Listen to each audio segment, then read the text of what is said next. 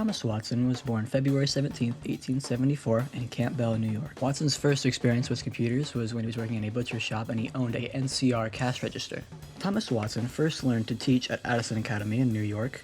After giving up teaching on his first day, he took a one-year course on accounting at Miller School of Commerce. Watson used his degree in accounting to get a job at NCR. His ability in the field allowed him to turn NCR into a monopoly in only 4 years. Watson worked alongside Herman Hollerith, George Winthrop Fairchild, and Charles Ranett Flint to found IBM.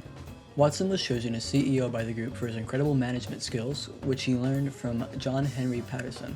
He was also great with money and had an overall good business judgment due mostly to his degree in accounting. Watson built IBM around being able to adapt and change. Because of this, IBM has almost always been able to find a market to fit into. It also helps that IBM literally has a group called thinkers who invent things for a living. During IBM's early days, all they really did was sell large data center computers to huge organizations. However, in the 1930s, IBM got a little bit political, per se.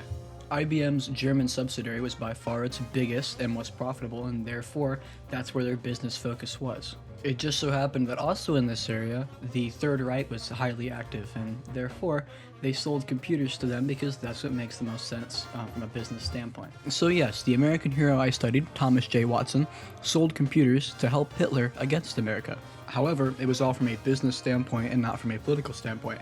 Thomas Watson did not believe in killing Jews. He only sold computers to the Third Reich because they would pay more than everybody else. The next thing I'm going to go through is Thomas Watson's effect on the American economy.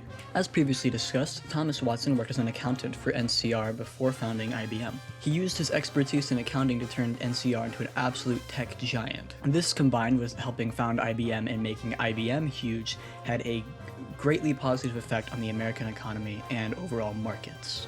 Multiple companies competing to grow bigger creates economic diversity and expansion. By creating new markets, you're creating new things for people to buy, as well as a wider range of things. IBM's invention of the first home computer still has positive effects to this day. Companies like Acer, Dell, Asus, and many others would have never existed if it wasn't for the invention of the first home computer.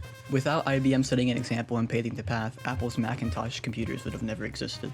All of the computers used at home would have never existed, and all of the Chromebooks we use in school every single day would have also never existed if it wasn't for IBM's invention of the first home computer.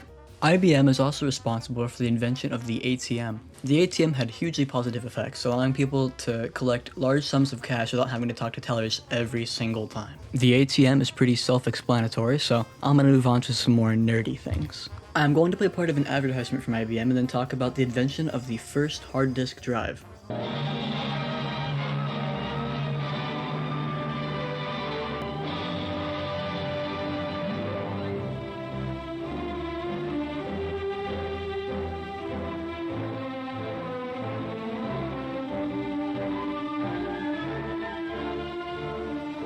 Presenting RAMAC, Random Access Method of Accounting and Control.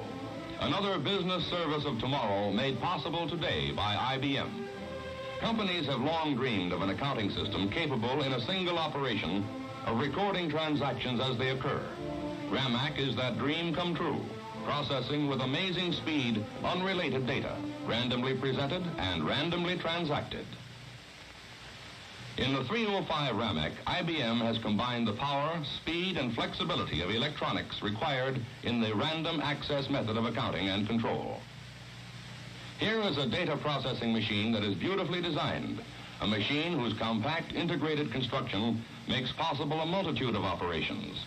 In addition to random or inline data processing, the 305 will service a flow of other information. This includes online printed documents and various types of punched card output. The previous clip was from a 50s IBM advertisement talking about the RAMAC system using the world's first hard drive. Hard drives continue to develop more and more, becoming faster, having more storage, and becoming smaller over time. Modern hard drives can have thousands of times the amount of storage of the original hard drive while being the size of a pencil bag. The invention of the hard drive made office jobs much faster and easier, and more precise. Without the invention of the hard drive, modern computers would be much farther behind.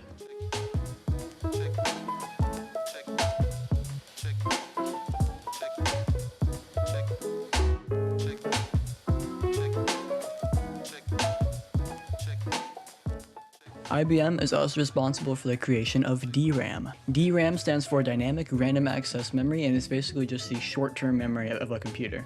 Without DRAM, you'd be waiting a good 15 minutes to log into your computer every time you turned it on. And so, with all of this in summary, Thomas Watson is essentially the father of the computer.